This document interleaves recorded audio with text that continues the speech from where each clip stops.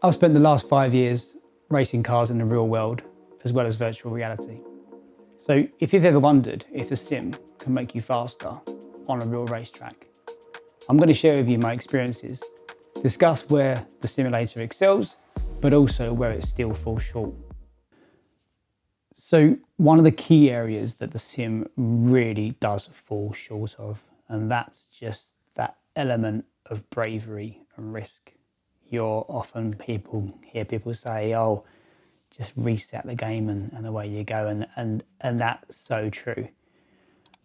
Take, for example, Cadwell Park in the Mazda. As we approach turn one, we're flat out in fourth gear. So something like around about 100 miles an hour, which I know is not crazy fast for a race car. But when we approach that turn one, we turn in flat.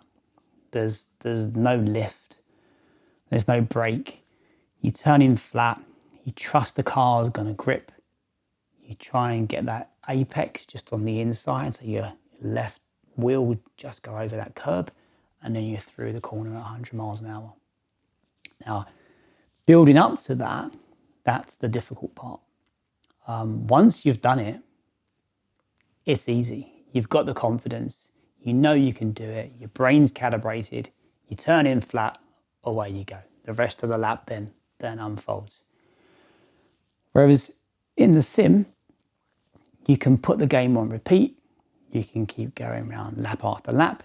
You can even just set a small section where you just do the same corner over and over again, just to try and find that extra tiny bit of time as you go through that corner.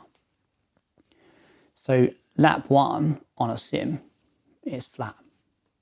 In the real world, unless you have immense amounts of trust already in the car, turn one probably won't be flat the first time that you go out in a Mazda, unless you're a really experienced driver and you've done it before. So there tends to be a little bit of a method as to how you build up to that. And I know lots of people have different kind of coping mechanisms in the way that they would build up themselves.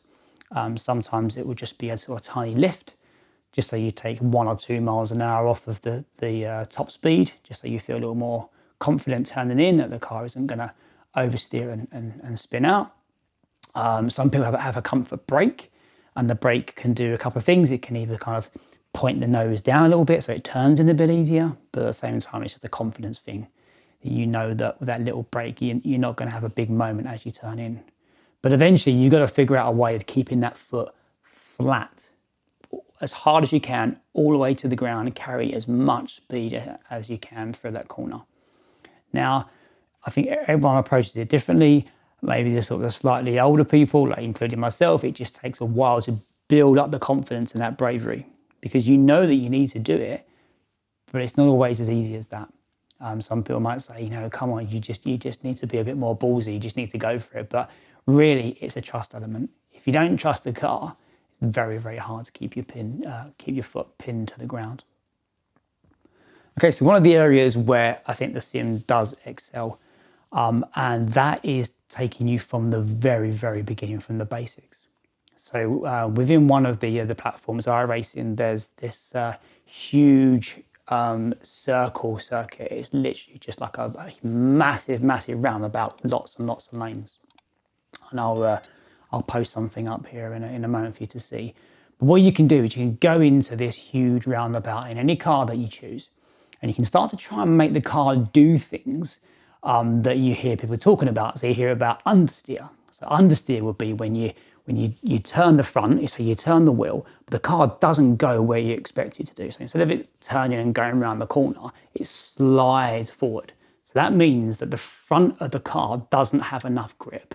And it sounds slightly confusing, but what it means is the rear has more grip than the front. So the rear is pushing the front of the car forward. So that's understeer. Then you can also quickly, easy practice oversteer. So oversteer, you might see where people are doing donuts. So you kind of turn the car, lots of throttle, and the rear wheel starts spinning, and the car will do a really, really kind of tight donut. Those are the extremes: big understeer and big donut. But on this massive roundabout, what you can do is you start to play with the car. So as you're cruising around, you can say, right, I want to induce understeer. How do I do that? What do I have to physically do with the pedals and the steering wheel to induce that understeer? So I know I've made the car do something that I want it to do. And once you kind of figure that out, okay, I know how to induce understeer. How about oversteer? What do I have to do? How do I have to sort of transfer the weight of the car? Do I have to sort of flick it from one side to the other? Do I have to lift? Do I have to brake? All these things that you might not instinctively know how to do, you can practice in the sim. All these skills are things you're going to need on the real racetrack. But you don't get a chance to do that. You don't get a chance to drive around a circuit, messing around, trying different pedals and increasing or reducing your radius and doing deliberate donuts. You just don't get that opportunity, or very, very rarely. If you do, you're lucky. So that's where the sim absolutely excels. It just gives you the freedom to play around and do things like that.